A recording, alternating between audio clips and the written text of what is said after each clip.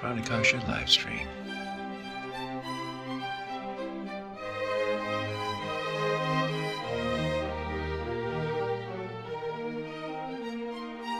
Hey folks, it's Matt at Pranakasha Productions, and today we're talking with Sean Kenney, otherwise known as Captain Pike, from the Menagerie from Star Trek, the original series. So, we're doing it. We met at Las Vegas, Star Trek Las Vegas 2022, right at your table, and I gave you my pitch with this you did. Card right there. I know, I liked it. Yeah, it was very good. We talked and everything, and we finally scheduled our meeting, and here we are. Yeah. So I have a question for you. Go ahead, Mr. Pike. Well, what's it like being the real Captain Pike when you got that charlatan ancient mount in the other part of the room, stealing everybody's autographs? I don't let that get to me, because I remembered that when I was doing it, and a lot of people didn't know it was me in that chair and the makeup on, I felt that, you know what, one of these days it's going to come around even more. And sure enough, it's come around so many times about me being that character that I have no qualms about, oh, they're trying to reboot that, they're trying to do this, and nobody's trying to talk to you about, that you were the guy anymore. Okay, that's fine. You do what you need to do. But I know enough people, and I went over to Europe, and they were massively at my table. I went over to certain places, and they were massively there. So whatever the media is trying to do, I'm not concerned. Yeah, okay. At all. Yeah. I'm still angry at him. One, for not doing selfies with us. Oh, yeah. I did get a selfie, I'll show you, with him 2 years ago. Yeah, and I want to show that to you. I want to see that. I wanted you to see this. See? There we are. And Anson's there. And I watched him on, I didn't know about him as an actor. And then I watched him on the Railroad movie, where he was, the head of the railroad during the Civil War or something. And I thought, what's that called? I haven't watched it yet, but it looks like it's really good.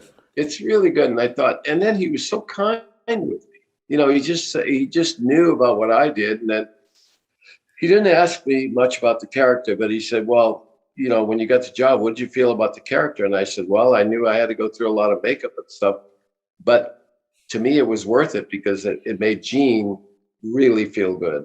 Yeah. And when Gene's partner came up to me in a wheelchair, and I'll never forget this, and he said, if we didn't find you, we weren't going to get a second season. And I said, are you serious, sir? And he said, yes. And it was his writing partner, I forget his name right now, to come to me. But I then thought, that was pretty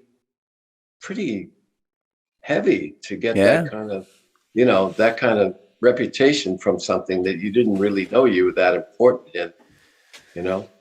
Now they now you know how you got the lights, and you could do one light or two light for yes and no. Yeah. Now, did you have control over that, or was there some guy off the set that was pulling wires like a? No, I did it, and they explained it to me in a very funny way. They said, "Okay, hold this," and I said, "Okay, what's this for? My air coming up here?" No, you're going to say yes or no. And I said, "What do you mean?" Well, you take your finger off, and they pulled my finger off, and they said, "And do you see the light go on?" And I said, "Yeah." And they said, "Okay, when it's yes, it'll be one light, so you let your left finger off, and then for two, which is no, you go beep beep like that with your thumb, like this, Okay. And I thought, wow, I thought this was all stuff that they had really down, but it was still very mechanical, everything they did, but it was so smart the way they did it. Yeah, it was just incredible. Did it actually beep, or was that a sound effect added later? They added the sound later. They wanted the light to go on. Right. And Leonard, when he, I'll never forget that scene when he knelt down to me and said, "Captain, I have it all planned. It's only 6 days away at maximum warp." I have it over there, by the way. I'll play it for you before we leave. Oh, okay. And it's a Christmas ornament. Oh, and it's that line. It's a Christmas ornament. But Leonard and I don't know if you know that, but my mom and his mom were friends, and we came from the same hometown, Mattapan, Massachusetts, right outside of Boston. Cool. And so when I told him that, he was still in character. He had his hands behind his back, looking at me in the chair, and he said, "Interesting, very interesting," and he walked off. Because that's method acting. Right. Yeah, but he was so brilliant in it. I mean, he didn't break from it, Yeah. He didn't. Wow. Yep. Wow. Well, in true Star Trek fashion, I'm going to ask you a really nitpicky question. You've probably heard this one before, but on Wikipedia, oh, come on. My tricorder is messing me up. Come on. Oh. Sorry, folks. Oh. I just got back from vacation and okay. Wikipedia says that the Menagerie was episode 11 and 12. Is that what it says? First season. 11th and 12th episode of first season. That's correct. However, my official Star Trek DVD set lists it as episode, like it's in set number 8, which would make it episode 15 and 16. So what's up with that? I don't know. I have the same video you have there. And I remember that when they called me in for that, they said, we've only had so many episodes. I think it said 10 or 12 like that so far. And so you're going to be, and they gave me the number. And of course, you're not thinking about that as the actor.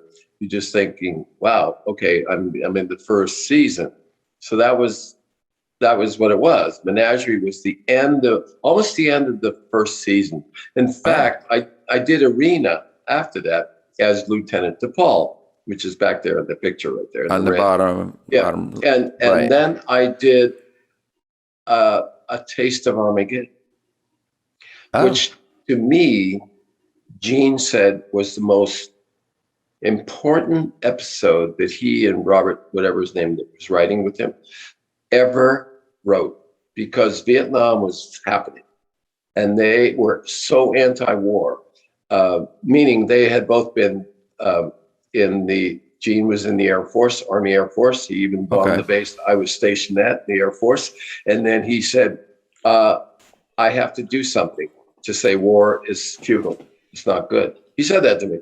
And then all of a sudden they went on with the 2-parter, Taste of Armageddon. And pardon me. And then the last one that I mentioned. And I didn't realize it because it was in the early 60s or mid 60s when we did that. But when 1970s happened and I was watching reruns, I'm saying, boy, was he ahead of the curve. He was so ahead of the curve. Okay, A Taste of Armageddon, is that the one where they have the computer wars and they have to report to those disintegration booths? That is A Taste of Armageddon, exactly. Okay. And then if you remember, Kirk says, oh, you know what? Let's go back to the old way of having war. We're going to blow up your ships. We're going to destroy this and that. No. And the guy with the beard, remember, what I forget his name, he's saying, no, you can't do that. This is so humanitarian. They all report to get killed in these chambers and they come out and everything's great. We're getting along with this planet really well. Right. And that was brilliant. The guy that wrote that, geez. Yeah. Just amazing. That's neat. Yep. Wow. Well, I'll have to say, when I was watching Star Trek, the original series, my parents watched it when it first aired. Mm-hmm. So I was born in 66. So wait, that can't be. Well, maybe I was about 2 years old when they were watching season 2 or 3. Yeah, that's correct. I did this one. I did those in 66. That's right. So that's possible. Those 4 episodes. But I just have vague memories of it. And then I actually started watching it myself as reruns when I was 8. So that was more like 1974. Mm-hmm. And it was I watched it after school every day. So I basically in third grade, I ended up watching all of Star Trek, because I watched it every day after school. You were an early viewer, and you did that on your own. Did somebody introduce you to it, Matt? What I happened? don't know. You know what? I really don't know. I think I was just randomly changing the channels one day, and Star Trek was on, And you saw it. And I liked it, and then I yeah. started watching it. Yeah. But of course, it was planted in my brain because my parents had already watched it when I was so little. Did they drag you over to look at it, or no? They would be watching it, and I remember like crawling into the room and looking at the TV and trying to figure out. What I remember is, oh wow, yeah, the Menagerie. With the people that we always called the buttheads, the Telosians. Yeah, the Telosians. That was, and then the scene where he's trying to choke the Telosian, and they turn into this kind of rhinoceros monster or something. Yeah, reptile. That was so scary as a kid. I was terrified by that. Yeah, and it stuck in me forever. Like, I mean, it just was ingrained in my brain. And then the other thing was, there was another episode really early on. The one, I think it was like episode 3. The one where there's the giant ship that's a bunch of little globes. And there's a fake alien in it that's got a big alien head. And they would show that picture. Whoops, I just lost one of my props. I know what you mean. Yeah, I would see that picture at the end of every episode, and I would be frightened by it, and I'd like hide behind a chair and try not to look at it, but then I would always look at it. I hope they don't put that up again. And then it turns out when you watch the episode that it was all fake, and the real alien was this nice kid that was like 5 years old. Yeah. That's what's his name's brother. I think the director. What's his name? That's his brother. He was only like 5 or 6 when he did that show. As the little guy behind. That was like Wizard of Oz. Remember Wizard of Oz? They kind of took that premise and said, "Oh, there's not a real person there. It just looks mechanical and it looks like." And then you go behind the screen, and there's this little kid. And it was like in Wizard of Oz, you went behind, and then all of a sudden it wasn't who it was, And I mean, not that they knocked it off, but it was so interesting to put him in there, the little kid, because the kid was so cute. I remember that episode. He laughed so friendly. Yeah, he laughed a lot. Come, let us drink some Treylock or whatever it was. Yeah, exactly. I got to tell you about one episode I had never seen. I don't know if you saw it, Matt. Mirror, Mirror. Oh my golly. They took me up to this place in LA. It's up on the top of the hill, and they've got this whole museum for Star Trek. And they said, "Come on in, Mr. Kenney. We'd like to show you this." And Barbara Luna was with me. And she's in that episode where everybody's in another galaxy. And they're all the same characters, but they flipped. Like Spock is evil, and George Takei is a bad guy. I will take issue with that. Actually, I would say Spock was in Dungeons and Dragons what you would consider neutral. Oh yeah, that's true. I mean, we considered him evil Spock, but still, he was ruled by logic. So he was still he was the pivot character that you could sort of bridge between the two universes. You're right. Yeah. I take that back. But George was so funny because here he was scheming on all the women. It was just really, I never knew that episode existed.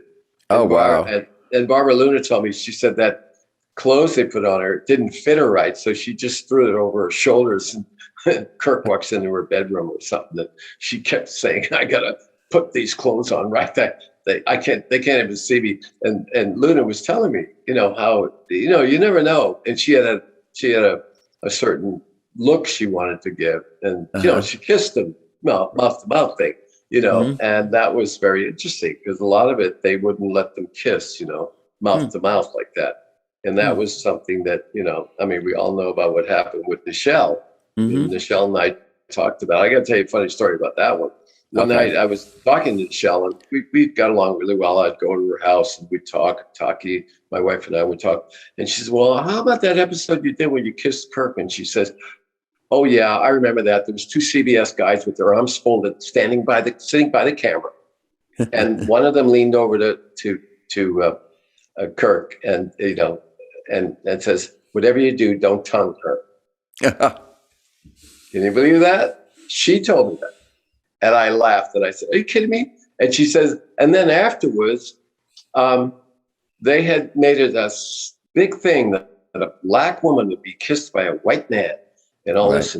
And she turned over to them and they had said that a couple times. Well, this is very, we're allowing this because we just want everybody to know that we all should get along together. And you're kissing a black woman with a white man and all that. And then she turned to the two CBS guys and says, my mother was white. She told them that. They didn't know. They thought she was black. Black, like when you say black, mother and father. Her mother was white. Well, I didn't know that. I didn't know that either. I forgot. No, and a lot of people didn't know it. I didn't know it until she told me that. Oh, I didn't. I just found out recently that Trevor Noah's, I think his mother was white too. Yep. Yeah. Yeah. But there's a lot of things you don't know until after the productions or a few years later. yeah. And I've heard things, Tom Selleck and I did 3 things together. And then he would tell me something that happened to him on the show. And we were doing this and doing that. And then, you don't know. But, you get 20 years into the fold, so we say. Yeah. And all of a sudden you say, hey, man, did you know that this was going on? I said, oh, no, I didn't know that was going on. Oh, well, I just, I couldn't say it at the time. This is 20 years back. You know what I'm saying? Well, you know what I heard? This was new to me. I didn't know that they had like pigeons up in the rafters that were ruining some shots. And then I didn't know also that at least in the early days, they also had a nearby toilet that if somebody flushed it, that would ruin a take. The whole scene. Yeah. Yeah. I believe that. Yeah. Yeah. Yeah. When they said quiet, you could almost see a guy walking around with a gun. You couldn't do anything. I just use that as an aphorism. But, you had to be really quiet. But I got a funny story about, I walked into a set and I think I was doing Arena. Remember the one about the Gorn? Mm-hmm. I walked in and Lucille Ball was in there. Oh, cool. He was right in the stage when I walked in. And Billy, I think the wardrobe man was there. And she said, oh, Billy, I love how everything's going. She said, just keep this up. And you keep them looking really good, a little bit of skin, nice. She was telling the whole thing. And then I heard later, because I worked with Desi Arnaz Jr., we did Police Story together. Oh, cool. And he said to me, he says, hey, Sean, man, my dad had to go over to my mother and tell her that Star Trek is not a drama. I mean, he says, I had to go over to, my dad had to go over to my mother and say, Lucy, it's not a comedy. It's not a comedy. She thought that Star Trek was a comedy. And people didn't know that she thought that. She'd go in and think she never watched it, I guess. That's good. That's Hollywood, man. Yeah. Well, I wonder what something about it she really liked because she wanted to support it. Oh, yeah, maybe was she just friends with Gene and Gene Roddenberry and yeah. He was just so good at pitching it that was all it took for her then. Yeah, it was because Desilu, that was the studios. And I remember going onto the sets and it was Desilu and half of the Paramount lot was Desilu, I think stage 5, 6, 7, and 8. And then the other 4 were Paramount. So they had the turf. They had those 4 studios. Oh, and they were doing Mission Impossible. Right? Yeah. And remember how Leonard went over and did a couple of episodes on that? Yeah. And he felt I don't want to be just typified as Spock. Yeah. He wrote that book, I'm Not Spock. And then he wrote another book said, I am Spock. I am Spock, yep. And in fact, I went to a Star Trek convention in the Seattle area. It may actually be almost 30 years ago, where it was my first Star Trek convention ever. And I was walking around and I'm like, And it was done by Creation. I was like, this is kind of lame. I mean, Yeah.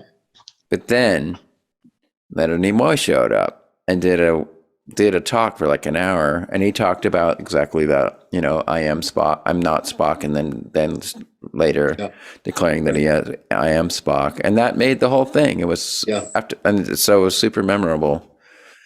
He was a great guy. He was a great guy. I remember that one time in Vegas, and it was at the I think it was at the Hilton with the Elvis statue out in front of the theater, in front of the casino. That was the first time that the Star Trek shows went there. Now they went to the, after 5 or 8 years, and went to the Rio. Mm-hmm. But I remember walking in, and one of the guys says, "Hey, Leonard's doing a seminar for people that want to be photographers." All right, he was into photography. Yeah. And he had a whole ballroom set up with all his pictures. Mm-hmm. They're incredible. Some nudes, women tastefully done. Mostly black and white, right? Mostly black and white. Okay. And that was in, I forget what year that was, but it was just like, I said, man, this guy is such a talent. And then he directed Three Men and a Baby, remember? I don't know if you know, he directed that. I forgot and he was so great. Selleck was in that. Tom told me, hey, he said Leonard would come over to me and give me all these cues and whatever. And because when you're an actor, and that's why Paul Newman was a great director, because when you're an actor directing actors, right, you know what to say and say, hey, hold it back a little, keep it down, just look away. There's all little anecdotes that an actor director will say. That, man, you get it like that. Whereas a guy that doesn't know actors really. Yeah. They're not great directors.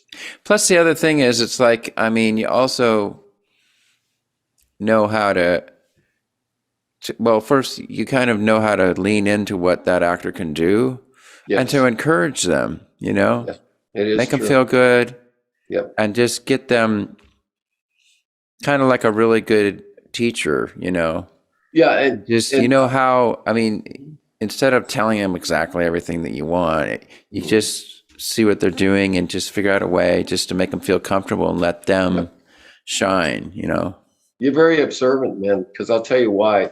An actor hates line readings. What that is, you've got 2 lines to say. They come in and tell you how to say it.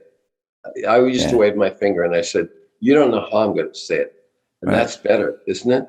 Mm-hmm. And they said, oh, yeah, I guess so. I said, yeah, because if it's predictable, the person watching it is going to know it's predictable. Plus, the nice thing is, back then when you were doing everything on film, like you could only do so many takes and then you had to move on. Nowadays, it's digital. I really believe in the idea of doing alternate takes where, like, after you have your actors say the lines that are on the script, then let them sort of freestyle and just go for it. Yeah, ad lib. So many times the ad lib is way better. Ad lib is so. I had a woman director. She was the first woman to direct a film on Terminal Island with Tom Selleck and me, and Don Marshall. And it was about prisoners being cast off to these islands off California because the prisons were so overflowing. And I was the head guy. I was the bad guy. And all of a sudden I went over to the girl and I said, well, what do you do? And she said, well, what would you do in this case? This is a woman director. She was so smart. I'll never forget her. She says, walk into the room and do it like you do it. I don't care about this. She goes like this. I don't care about the script. She said, you go in and do it like the way you do it. And I'd go in and I'd say to, I forget who it was, who I was working with. And I'd start talking and I'd look and we were working it. And it was like perfect, but we stayed with the end, the beginning and the end. You see what I mean? You wanted to start with something like maybe confrontation. Confrontation is 90% of a good film. Confrontation. I've been learning this for years. Sex is about 70, 75%. Exposition is like 10%. But confrontation is so good. And I'd walk into that movie and I saw this guy scheming on somebody and I'd say, don't you do that. Don't you do this. Don't you do that. And don't give me that, or something. And all of a sudden she'd go, cut. Perfect, Sean. Never mind the lines. It was perfect. Right. And that movie got so much good rating because it seemed like we were all real. Yeah. Anyway. Yeah. Well, I've done that too. Like, I've done the exact thing where Of course, with me, I mean, the kind of projects I do, some of my actors are really trained actors that are really done a lot. Other of them are like brand new. And so I got to figure out a way to get what I want out of them. Mostly I'll just, if it's that kind of a situation, I've usually cast that person because I basically want them to play themselves, and then maybe amp it up a little. Yeah. But I found like that sometimes I'll have a script that says a bunch of stuff, but then when I let them freestyle, I just say, okay, just make sure you hit this, that, and that, and I don't care what you say. Just make sure that these things happen so that we can move the story along, and it's all good. That's so smart. And so many times I took that over what was on the page. But the other thing is when you're doing small projects too, if you're like the writer, the director, and acting in it and everything, when you're shooting and something's not working, sometimes you can just say, well, there's something wrong with these lines. Let's switch the words around or whatever and try it again. Right there, bam, you can do it and fix it. Yeah. Whereas some other shows, you're required to say exactly what's on the script and there's no way out of it. That's the way NBC was with us. You had to hit the line exactly the way it was. They had it right there in front of them. And even if you had a comma that took too long, then no, flow it, go it, And that was NBC because that was the way it was in the 60s, man. Yeah. I mean, that's too bad because the thing is that, I mean, of course the writers wrote the lines, right? But then if the actor really got into the character, it's completely possible that the actor actually knows the character better than the writer does. That's true. Exactly. And let them shine. Use what you got. You have this great resource there. Why shut them down? By forcing them into a small little keyhole that you think they're supposed to be, rather than let them grow and bring so much more to that spark that you gave them. Yeah. And the actor feels he's not being stunted by, I got to stick to this and stick to that. They go back to their dressing room where they sit down, they go, oh my God, I didn't know this was going to be like a traffic cop issue. And no, really, a lot of actors would say that because if they get and I don't mean that the director is seeming incapable. They just know how to handle an actor. And that's why I say some of the actor directors make great directors. They know exactly, it's not working. Okay, go over there and have a drink of water, come back. Just take a deep breath, put your shoulders back, and they'll do physical things to you. No, just shout out a couple of bad words, like, damn, like that. And then they'll say, okay, now say it. A good actor director will know that you're getting tense, you're getting this, you're getting that. And there's no other way you can get out of it unless you just let it all out. And then all of a sudden you go with it. And man, it's magic. You got it. One take. Perfect. Okay. Yeah. But you're onto it, man. That's neat. You know what we're talking about. Yeah. Yeah. Well, speaking of actor directors, have you ever worked with Jonathan Frakes? Because everybody seems to love him as a director. Yeah, everybody does. And see, he's probably the perfect case for that because I saw him at the show recently at the Bally's, which we had a big crowd. Man, I didn't tell you. Well, you were there, but and Jonathan was laying down when I went into the green room, and I just waved at him, and he went like this because he was kind of burned out, probably because all of a sudden those guys, as you were at my table. I got a lot of people, but they were probably getting 50 to 100 to 200 people. Yeah, it was so funny. Actually, I felt what would happen is there were so many actors in the vendors room this year. There's tons of them. I liked it, of course, as a fan, because then it means I can walk up to the table and shoot the breeze. And then what would happen is like one of the superstars would show up, and suddenly there'd be a line a mile long for them. And then all the other actors are sitting there like, where'd everybody go? But that for me was perfect because then I could go up and then I could go talk to the other actors that felt like all their fans got stolen by the superstars. It's so funny you said that because I know Dominic Keating fairly well. And I walked up to him. And, he's British, and he says, I didn't know. He goes, I didn't know what the hell's going on here. I've been sitting here for a long time. And then look at this line. It's for that guy over there. And it was really funny, and I said, hey, man, we all got to live with it. Those three guys, Dominic.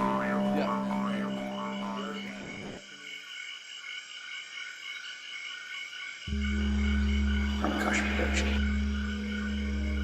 Fantastic creations emerging spontaneously from the space of life. For the benefit of all beings everywhere. We gotta change.